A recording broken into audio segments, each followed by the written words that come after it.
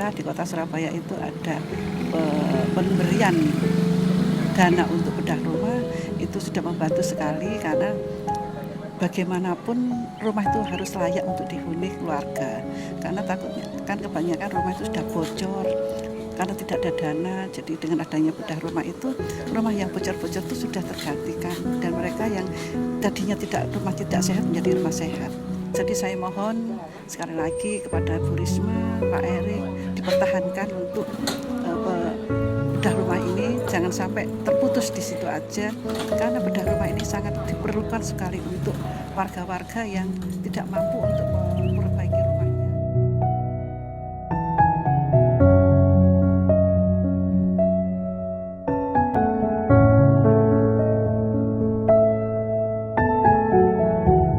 Penerima manfaat ini rata-rata kan orang miskin. Jadi kalau ada perbaikan seperti itu masyarakat sekitar ada yang membantu baik secara fisik maupun non fisik seperti itu.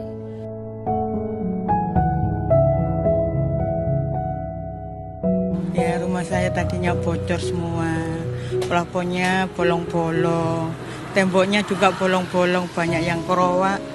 Sekarang bagus, dulu talangnya cuma satu, sekarang ada dua. Terima kasih banyak. Tadinya ya tidur nggak bisa enak, sekarang sudah enak. Terima kasih banyak.